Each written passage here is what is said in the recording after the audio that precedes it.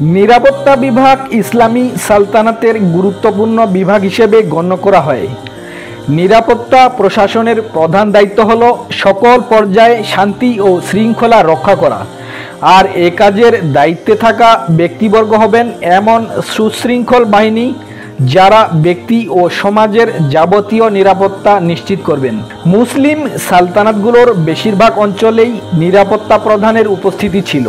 অঞ্চল ভেদে ওনাদের ভিন্ন ভিন্ন নামে ডাকা হতো।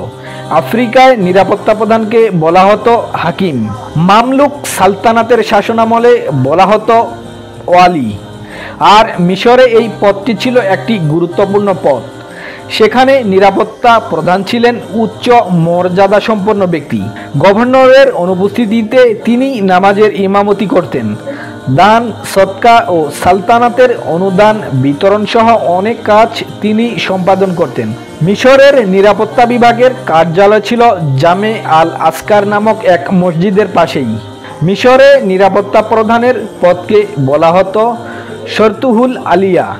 সেখানে এই রীতি প্রচলিত ছিল যে নিরাপত্তা প্রধান প্রতিনিধিদের থেকে নিত্যদিনের সংবাদ প্রবাহ জানতেন।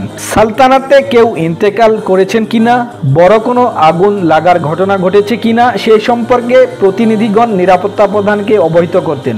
এরপর সুন্দরভাবে প্রতিবেদন তৈরি করে প্রতিদিন সকালে সুলতানের কাছে পৌঁছানো হতো, আর তিনি অবগত হতেন। শুধু তাই নয়, নিরাপত্তা প্রধানগণ সে আমলে কোমরের দিকে বিশেষ এক ধরনের লম্বা তরবারি বহন করতেন। বিশেষ এই তরবারির নাম ছিল তাবারজিন। অপরদিকে আল আন্দালুসিয়ার ইসলামী সালতানাতে নিরাপত্তা প্রধানের দুটি পৃথক বিভাগ ছিল। একটি বিভাগকে বলা হতো শর্তুহুল কুবরা। সুলতানের নিকটস্থ লোক, দরবারের গুরুত্বপূর্ণ ব্যক্তি, নেককার পরহেজগার লোক, ওনাদের আইনি অধিকারের বিষয়টি দেখাশোনার দায়িত্ব ছিল। এই বিভাগের। এই বিভাগের পক্ষ থেকে দরবারের প্রধান ফটকে একটি আসন থাকত। শুধু উজির বা হাজিবদেরই দরবার কক্ষে ঢুকতে দেওয়া হতো। কোনো সন্দেহ নেই, এ ধরনের পৃথক বিভাগ গঠন প্রমাণ করে যে ইসলামী সভ্যতা সবসময় শরীয়ত এবং ন্যায় বিচারকে যথাযথ মর্যাদা দান করতে সক্ষম হয়েছেন। এতে কে গরিব, কে ধনী, কে শাসক আর কে আম মুসলমান তা পৃথক করে দেখা হয়নি।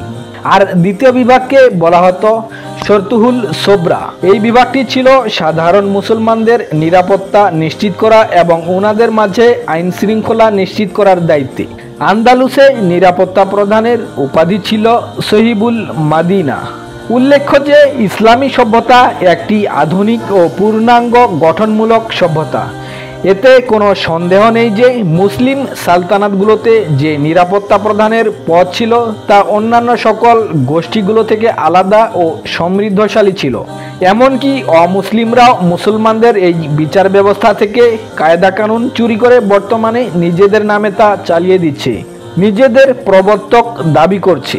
সারা বিশ্বের বড় বড় গোয়েন্দা সংস্থাগুলো মুসলমানদের এই গোয়েন্দা বিভাগকে অনুসরণ করেই গঠিত হয়েছে।